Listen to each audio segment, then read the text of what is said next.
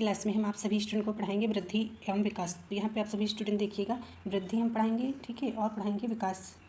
तो वृद्धि क्या होता है, तो वृद्धि में डिफरेंस आपको आना चाहिए, जिसमें हम आपको बताएंगे वृद्धि के बारे में। तो वृद्धि होता है आपका, वृद्धि जीवन प्रति नहीं होती है, यानी कि वृद्धि जो होता है जीवन प्रति नहीं होता है। जैसे कि बालक होता है, बालक की लंबाई, मोटाई, भार जो होता है वो एक समय तक ही बढ़ता है। विकास का मतलब होता है जो उसका जो है सामाजिक और मानसिक, क्रियात्मक, भाषागत, ये सब जो परिवर्तन होता है वो चीज़ होता है, तो वो जीवन प्रति चलता है। विकास जो होता है बालक का, वो जीवन प्रति विकास चलता रहता है वृद्धावस्था तक। और ये वृद्धि जो होती है, वृद्धि का अर्थ शारीरिक परिवर्तन से है, जैसे कि हमने आपको बताया भी। विकास का अर्थ जो होता है शारीरिक भी होता है और मानसिक परिवर्तन होता है, ठीक है। और वृद्धि परिमाणात्मक होती है, यानी कि वृद्धि को जो है मापा जा सकता है। जैसे बालक आज छोटा बालक है, ठीक है, 2 वर्ष का है, फिर 3 वर्ष का, 4 वर्ष का, तो उसके आप देख सकते हैं, उसको माप भी सकते हैं, तो उसकी लंबाई को मापा जा सकता है। और यह परिमाणात्मक मापा और जो है गुणात्मक होती है, यानी माप भी सकते हैं और जो है गुणात्मक होती है। परिवर्तन को देखा या मापा जा सकता है, जैसे कि बताया भी।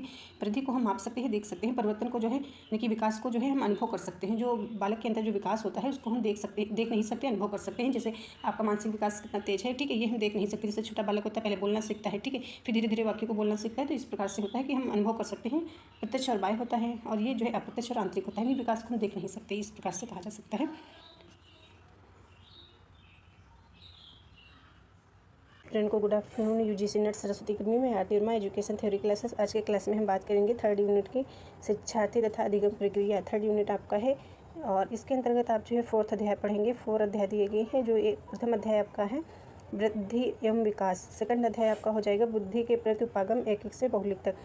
3rd आपका हो जाएगा अध्याय अधिगम के नियम तथा सिद्धांत। 4th आपका अध्याय हो जाएगा मार्गदर्शन एवं परामर्शन, तो परामर्श कह सकते हो। तो आपके 4th अध्याय हो जाएंगे। जिस प्रकार से आपने 1st यूनिट में आपने पढ़ा था, 1st यूनिट के अंतर्गत आपने 4th अध्याय पढ़ा था, और 2nd यूनिट के अंतर्गत भी आपने 4th अध्याय पढ़ा था। इसी प्रकार से आपको जो है 3rd जो है यूनिट के अंतर्गत भी आपके जो है 4th अध्याय दिए गए हैं, आपको पढ़ना है। तो यहाँ पे प्रथम अध्याय के बारे में हम आज की क्लास में बात करेंगे। जो आप देख पा रहे हैं वृद्धि एवं विकास, इसके अंतर्गत भी आपके जो है कुछ टॉपिक्स दिए गए हैं, जो आप यहाँ पे देखेंगे। वृद्धि एवं विकास की संकल्पना दिया गया है, और जो है वृद्धि एवं विकास के सिद्धांत दिए गए हैं, और देख पा रहे हैं संज्ञानात्मक प्रक्रियाएं दिया गया है, और व्यक्तित्व और मानसिक स्वास्थ्य और मानसिक स्वच्छता, ये सारे टॉपिक्स आपके हैं, जो आप जो है प्रथम अध्याय के अंतर्गत आप सभी स्टूडेंट पढ़ेंगे। सारे इंपॉर्टेंट टॉपिक्स हैं, और यहाँ पे स्टार्ट करेंगे। देखिएगा आप सभी स्टूडेंट, यहाँ से आप सभी स्टूडेंट देखेंगे। ये आपका जो दिया गया है मानव वृद्धि एवं विकास का अर्थ। तो यहाँ पे आप सभी स्टूडेंट देखिए, मानव वृद्धि से तात्पर्य उसके शरीर के बाह्य व आंतरिक अंगों में होने वाली वृद्धि, और उनके आकार और भार में जो है कार्यक्षमता में होने वाली वृद्धि से होता है। तो कहने का मतलब है कि मानव वृद्धि जो होता है, यानी वृद्धि शब्द, तो वृद्धि शब्द से आपको ध्यान रखना है। यहाँ से देखिएगा इस प्रकार से, ये जो दिया गया है आपका मानव वृद्धि यानी वृद्धि, ये जो वृद्धि शब्द आपका दिया गया है, तो यहाँ से ध्यान रखिएगा। जो मानव में शरीर जो बढ़ता है, यानी कि लंबाई बढ़ती है, ठीक है, और भार में जो परिवर्तन होता है, तो इस प्रकार से देखिएगा उसके शरीर, यानी कि बालक के शरीर या व्यक्ति के शरीर के बाह्य एवं आंतरिक अंगों में होने वाली वृद्धि, और उनके आकार, भार, कार्यक्षमता में होने वाली वृद्धि से होता है, जो लंबाई बढ़ती है बच्चों की। और मानव विकास से तात्पर्य उसकी वृद्धि के साथ साथ, यानी कि उसकी वृद्धि के साथ साथ उसके शारीरिक एवं मानसिक व्यवहार में होने वाले परिवर्तनों से होता है। विकास का मतलब होता है कि जैसे जो बालक होता है, छोटा बालक होता है, तो उसमें जो है शारीरिक मतलब लंबाई तो बढ़ती है, ठीक है, शारीरिक विकास और भार तो बढ़ता है, ठीक है, उसके साथ साथ मानसिक जो है व्यवहार में भी परिवर्तन होता है। वो जो है सोचने लगता है और बोलने लगता है, ठीक है, इस प्रकार से कह सकते हो। और इसके बाद जो है फ्रैंक के अनुसार जो है वृद्धि से तात्पर्य कोशिकाओं में होने वाली वृद्धि से होता है। तो वृद्धि जो होती है, जो तात्पर्य कोशिकाओं में होने वाली वृद्धि से होता है, यानी शरीर में जो कोशिकाएँ होती हैं, तो इन्हीं की लंबाई और भार में वृद्धि। जबकि विकास से तात्पर्य व्यक्ति में होने वाले संपूर्ण परिवर्तन से होता है। यहाँ से आप समझ लीजिएगा, नहीं समझ पाए हैं, यहाँ से वृद्धि एवं विकास। वृद्धि आप सभी स्टूडेंट समझ ही रहे हैं, शारीरिक जो है जो विकास होता है, ठीक है, और विकास का मतलब हो गया जो मानसिक, बालक के जो मानसिक विकास होता है, वो विकास आपका हो जाता है। इस प्रकार से आप समझ सकते हैं। वृद्धि एवं विकास से तात्पर्य मानव में होने वाले समग्र विकास से होता है, यानी कि जो मानव में होने वाले जो परिवर्तन होता है, तो वो समग्र विकास से होता है, जो पूरा शरीर विकसित होता है, ठीक है। मात्रात्मक और गुणात्मक 2 प्रकार से होता है। तो यहाँ पे देख सकते हैं, इसमें मात्रात्मक शब्द मानव शरीर और उसके अंगों के भार तथा आकार में वृद्धि को, जबकि यानी कि वृद्धि से है, जबकि गुणात्मक शब्द शारीरिक विकास के अतिरिक्त सामाजिक, मानसिक, आध्यात्मिक विकास, संवेगात्मक अवस्था में होने वाले परिवर्तन को सूचित करता है। तो इस प्रकार से आपने देखा कि मात्रात्मक शब्द यहाँ से आप समझिएगा पूरा, ठीक है। मात्रात्मक शब्द से संबंधित मानव शरीर और उसके अंगों के भार, आकार, वृद्धि से है। और जबकि विकास है उसके शारीरिक विकास के साथ साथ मानसिक विकास, आध्यात्मिक विकास, संवेगात्मक विकास में जो परिवर्तन होता है उसको सूचित करता है। इसके बाद आप देखिएगा अगली हेडिंग, वृद्धि एवं विकास की संकल्पना यहाँ पे देख सकेंगे आप सभी स्टूडेंट। देखिए तो इसमें आप देख लीजिए, वृद्धि परिवर्तन की एक प्रक्रिया होती है। सामान्य बालक वृद्धि करता हुआ प्राणी है, जीव है, कह सकते हो। जो जो समय बीतता है बालक बढ़ता है। बढ़ने से तात्पर्य यह है कि उसकी लंबाई, भार, गति, आकार, प्रत्यक्षीकरण, संवेगात्मक नियंत्रण, सामाजिकता आदि में परिवर्तन होता है। वृद्धि के साथ साथ बालक में विकास भी होता रहता है। विकास जीवन प्रयत्न क्रमानुसार चलने वाली प्रक्रिया होती है। हार्टलॉक के अनुसार देख सकते हैं विकास की अवस्था का प्रभाव दूसरी अवस्था पर पड़ते हैं। टायलर के अनुसार विकास एक दिशा की ओर जाने वाला मार्ग है, यानी जो विकास होता है ये जाने वाला मार्ग है, अर्थात विकास जब हो जाता है तो विकासहीनता की स्थिति प्राप्त नहीं हो सकती है। वृद्धि और विकास दो समान अर्थ में प्रायः प्रयुक्त होते हैं, इस प्रकार समझ सकते हो। और इसके अंतर्गत जो थोड़ा पॉइंट्स आपका रहेगा उसको भी एक नज़र में देख लीजिए। किंतु समाज विज्ञानों और मानवतावादियों में वृद्धि और विकास में पर्याप्त अंतर किया जाता है। सामाजिक विज्ञान में प्राय वृद्धि को परिमाणात्मक परिवर्तन जिसको हम माप सकते हैं की प्रक्रिया के रूप में, और विकास को गुणात्मक परिवर्तन की प्रक्रिया के रूप में देखते हैं, ठीक है। विकास जो होता है गुणात्मक के रूप में हम देखते हैं, जिसे हम देख नहीं सकते हैं। और जो मात्रात्मक होता है, यानी शरीर बढ़ता है, लंबाई, ठीक है, और भार तो उसमें हम उसको माप सकते हैं, देख सकते हैं। वृद्धि में किसी एक पक्ष के परिवर्तन की बात की जाती है। विकास में सभी पक्षों के विकास पर विचार निहित होता है। बालक में केवल वृद्धि नहीं होती, वह अभिवृद्धि के साथ साथ विकास भी करता है। और यहाँ पे सबसे पहले हमने आपको पढ़ा ही दिया था मानव वृद्धि और विकास का अर्थ, यहाँ से आपको समझ में आ ही गया होगा। यहाँ से देख सकते हैं वृद्धि से तात्पर्य कोशिकाओं में होने वाली वृद्धि से होता है, लंबाई और भार में वृद्धि, ठीक है। विकास से तात्पर्य व्यक्ति में होने वाले संपूर्ण परिवर्तन से होता है, जिसे आप देख नहीं सकते हैं। डिफरेंस यहाँ पे देखिएगा, वृद्धि और विकास में अंतर क्या होता है। तो यहाँ पे देखिए, वृद्धि केवल शारीरिक परिवर्तन को दर्शाता है, तो वृद्धि आपको समझ में आ ही गया होगा, ठीक है, कि ये शारीरिक परिवर्तन को दर्शाता है, ठीक है। शरीर के लंबाई, भार, मोटाई तथा अन्य अंगों का विकास होता है, यानी अन्य अंगों का विकास होता है। विकास शब्द यहाँ पे देखिएगा, विकास मानव के संपूर्ण व्यक्तित्व को दर्शाता है। बालक का संज्ञानात्मक, क्रियात्मक, भाषागत, संवेगात्मक, सामाजिक विकास होता है।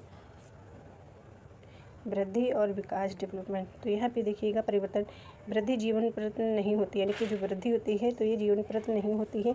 वृद्धि यानी जो बालक का शरीर होता है, ठीक है, व्यक्ति का, तो जीवन प्रत नहीं बढ़ाता है, ठीक है, वो एक समय के बाद रुक जाता है। विकास जो होता है, विकास जीवन प्रत होता है, बालक या वृद्धावस्था तक जो है व्यक्ति का या बालक का जो है विकास होता रहता है। किशोर मतलब वृद्धावस्था तक विकास चलता रहता है। वृद्धि का अर्थ शारीरिक परिवर्तन से होता है, तो ये आप समझ भी पा रहे हैं, वृद्धि का मतलब शारीरिक परिवर्तन से होता है, नहीं शरीर। और विकास का अर्थ शारीरिक तथा मानसिक परिवर्तन दोनों से होता है। विकास जो होता है शारीरिक और मानसिक परिवर्तन दोनों से होता है। वृद्धि परिमाणात्मक होती है, यानी जिसे हम माप सकते हैं, ठीक है, क्वांटिटिव, और यह परिमाणात्मक यानी कि और गुणात्मक दोनों होती है, इसे माप भी सकते हैं, ठीक है। और परिवर्तन को देखा या मापा जा सकता है, परिवर्तनों को देखा तथा मापा जा सकता है, यानी कि इसे वृद्धि जो होती है इसको हम देख पाते हैं। जैसे शरीर पहले बालक छोटा होता है, फिर थोड़ा बड़ा होता है, फिर थोड़ा बड़ा होता है, उसको हम देख सकते हैं, ठीक है, मापा भी जा सकते हैं। इसमें परिवर्तन का अनुभव किया जा सकता है, यानी कि विकास जो होता है इसमें जो है अनुभव किया जा सकता है। विकास जो होता है बालक के अंदर जो विकास होता है, जैसे पहले थोड़े 2 शब्द बोलना जानता है, फिर उसके बाद धीरे धीरे वाक्य को पूरा बोलना जानता है, तो इस प्रकार से अनुभव किया जा सकता है। और जो है जैसे बुद्धि विकास हो गया, ठीक है, तो ये सब जो है अनुभव किया जा सकता है। प्रत्यक्ष एवं बाह्य होता है, यानी वृद्धि जो होता है प्रत्यक्ष एवं बाह्य है, और अप्रत्यक्ष और आंतरिक है। विकास जो है अप्रत्यक्ष और आंतरिक होता है, यानी कि हम उसको देख नहीं पाते हैं, आंतरिक होता है। इसके बाद आप देखिएगा यहाँ पे वृद्धि एवं विकास के सिद्धांत के बारे में, तो इनको भी आपको एक नज़र में देखना है, अच्छे से इम्पोर्टेंट टॉपिक है। तो यहाँ पे आप देखिएगा वृद्धि एवं विकास के सिद्धांत,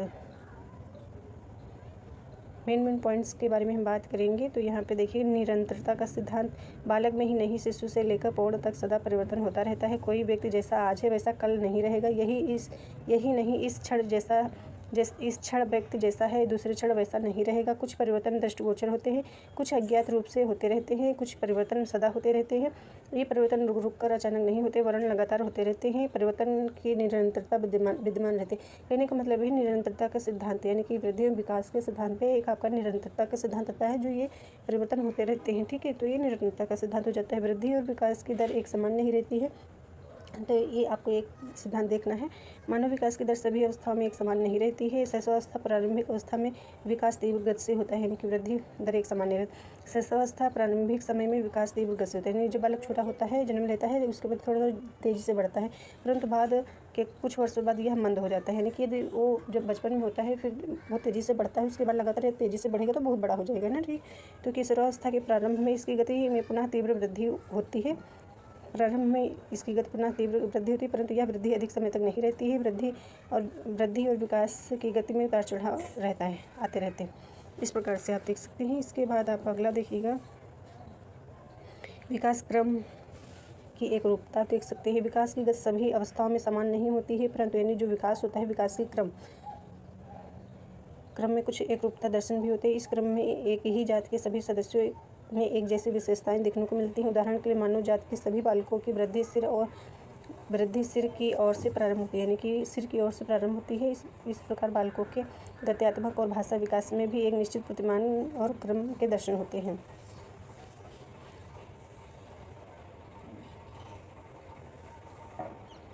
यहाँ से ये पॉइंट्स आप नोट कर लीजिएगा। मानव जाति के सभी बालकों की वृद्धि सिर की ओर से प्रारंभ होती है, ये पॉइंट्स आपका है इम्पॉर्टेंट। इसके बाद देखिए वैयक्तिक अंतर सिद्धांत हो जाएगा, ठीक है, ये आप पढ़ लीजिएगा, इम्पॉर्टेंट है।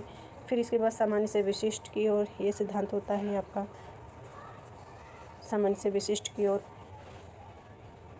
इसके बाद एक इम्पॉर्टेंट आपका परस्पर संबंध का सिद्धांत एक है। इसके बाद एकीकरण का सिद्धांत हो जाएगा। इसके बाद विकास लंबवत सीधा ना होकर वर्तुलाकार होता है। इसको आप देख सकते हैं, बालक का विकास लंबवत सीधा ना होकर, यानी जो बालक का विकास होता है वो सीधा ना होकर वर्तुलाकार होता है। इस इंग्लिश आप पढ़ लीजिएगा। होता है वह एक समान गति से सीधा नहीं चलता है, बल्कि बढ़ते हुए पीछे हटकर अपने विकास की परिपक्व एवं स्थायी बनाते हुए वर्तुलाकार आकृति की तरह आगे बढ़ता है। किसी एक अवस्था में तीव्र गति से, किसी अन्य अवस्था में विकास गति धीमी होते हुए स्थायित्व लेते हुए आगे बढ़ती है, ताकि वृद्धि एवं विकास को स्थायी रूप दिया जा सके। इस प्रकार से आप समझ सकते हैं। इसके बाद आपका आता है अगला सिद्धांत, देखिएगा विकास की भविष्यवाणी की जा सकती है। विकास की दिशा का सिद्धांत, ये भी इम्पॉर्टेंट है आपका, दिशा का सिद्धांत देख सकते हैं। तो इस सिद्धांत के अनुसार विकास की प्रक्रिया पूर्व निश्चित दिशा में आगे बढ़ती है। कुप्पुस्वामी ने इसकी व्याख्या करते हुए लिखा है कि विकास ये आप देख लीजिए, सिफालोकैडल प्रॉक्सिमा क्रम होता है।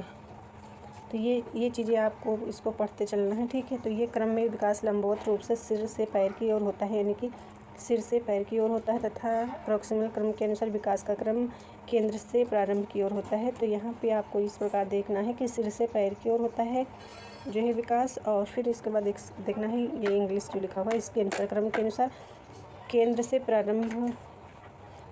प्रारंभ होते हुए बाहर की ओर होता है। जैसे पहले रीढ़ की हड्डी का विकास होता है, उसके बाद भुजाओं हाथ तथा हाथ की उंगलियों का, और इसके पश्चात से इन सब का संयुक्त विकास होता है। ये इम्पोर्टेंट है आपको, इसको ध्यान रखिएगा।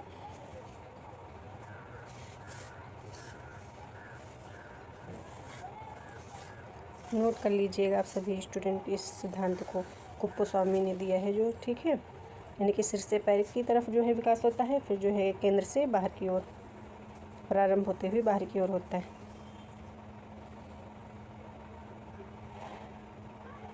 आंशिक पुनर्बलन सिद्धांत हो। इसके बाद आप यहाँ पे देखिएगा वृद्धि और विकास की क्रिया वंशानुक्रम और वातावरण संयुक्त परिणाम है। तो यहाँ पे आप अवस्थाएं देखिएगा, मानव विकास की अवस्थाएं कौन कौन सी होती हैं। तो मानव के संपूर्ण विकास काल को कई अवस्थाओं में विभाजित किया गया है। वैज्ञानिक अध्ययन से ज्ञात होता है जन्म परिपक्वता के बीच प्रत्येक अवस्था में कुछ ऐसी प्रमुख विशेषताएं उत्पन्न हो जाती हैं जिनके कारण एक अवस्था दूसरी अवस्था से भिन्न दिखाई देने लगती है। तो यहाँ पे हम बात करेंगे मानव विकास की अवस्थाएं। तो आप सभी स्टूडेंट ध्यान से देखिएगा, इम्पोर्टेंट पॉइंट है। तो मानव विकास की अवस्थाएं कौन कौन सी होती हैं, तो आप सभी स्टूडेंट जानते हैं कि आप इसमें जो है एक शैशवावस्था होती है, ठीक है, जो आप देख पा रहे हैं शैशवावस्था, और बाल्यावस्था होता है, ठीक है। इसके बाद जो है आपका एक आता है किशोरावस्था होता है। इसके बाद एक युवा पूर्णावस्था होता है, फिर परिपक्व पूर्णावस्था होता है और वृद्धावस्था होता है। इस प्रकार से आपकी जो है इसमें अवस्थाएं होती हैं। इसमें 2 अवस्थाएं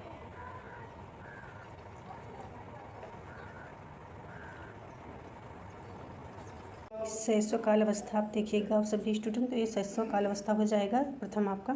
तो इसमें जो होता है, इसमें बालक जन्म से 2 वर्ष तक बच्चों का शारीरिक और मानसिक विकास तेजी से होता है।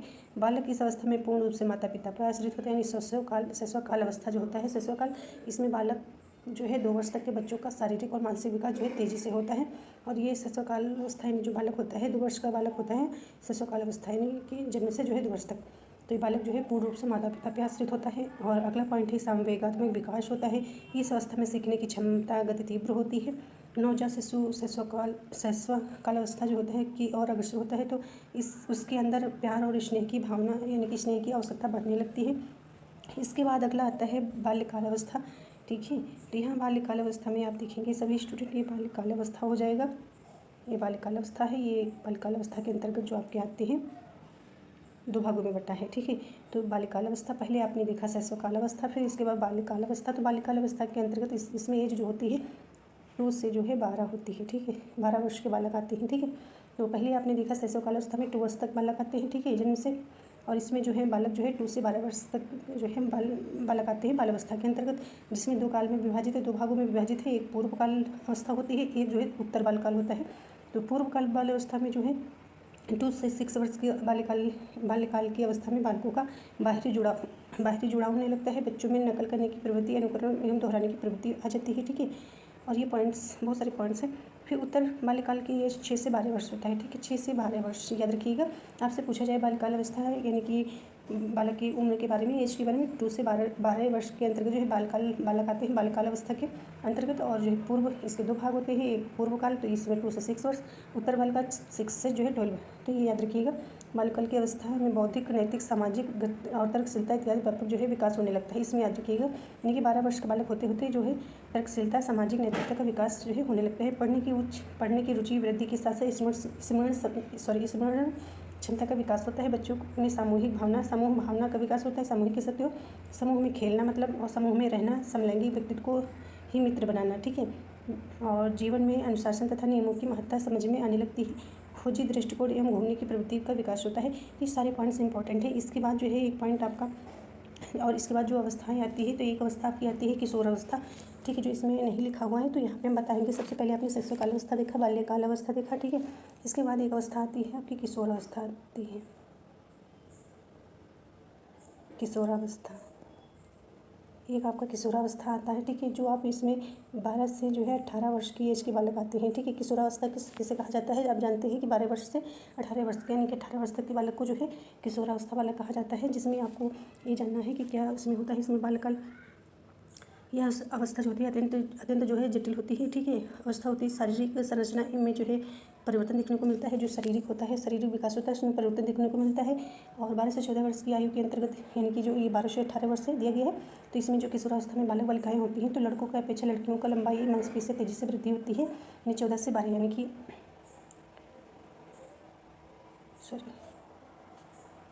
12 से 14 वर्ष की एज में, यानी कि एज में लड़कियों का शारीरिक विकास तेज़ी से बढ़ता है। और जो है 14 से 18 वर्ष के अंतर्गत जो है बालकों का, यानी लड़कों का जो शारीरिक विकास तेज़ी से होता है, याद रखिएगा। और बहुत से पॉइंट्स है इसमें, जो है तूफान की अवस्था इसको बोला जाता है, किशोरावस्था को। और किशोरावस्था के शारीरिक बदलाव का प्रभाव जो है किशोर जीवन के सामाजिक मनोवैज्ञानिक पहलुओं पर पड़ता है। और बहुत सारे पॉइंट्स हैं, ये इंपॉर्टेंट पॉइंट्स थे जो हमने आपको बता ही दिया है। और इस अवस्था में जो होता है किशोर और किशोरियों की जो है बुद्धिपूर्ण जो है विकास हो जाता है। उनके ध्यान केंद्रित करने की क्षमता भी बढ़ जाती है, स्मरण शक्ति बढ़ जाती है और स्थायित्व आने लगता है। यानी कि किशोरावस्था में जो बालक होते हैं उनके ध्यान केंद्रित करने की क्षमता बढ़ जाती है। इसके बाद जो है एक और आप पॉइंट्स देखिएगा, मतलब पॉइंट्स नहीं, युवा पूर्णावस्था। तो एक आपका आता है युवा जो है पूर्णावस्था। ठीक है, ये पूर्णावस्था लिखा हुआ है। तो ये इसमें जो है पूर्णावस्था किसे बोलते हैं, तो ये हो जाता है 18 से 20 वर्ष के अंतर्गत। ठीक है, ये पूर्णावस्था के बाद इसमें आते हैं किशोरा एवं पूर्णावस्था की कोई जो है निश्चित एज नहीं होती है। इसके बाद एक आता है आपका परिपक्व अवस्था, परिपक्व पूर्णावस्था हो जाएगा। ठीक है, पौणावस्था हो जाएगी, जिसमें जो है 40 से 65 वर्ष तक की अवस्था होती है। ठीक है, 40 से 65 वर्ष की एज की अवस्था होती है पौणावस्था, आपको याद रखना है।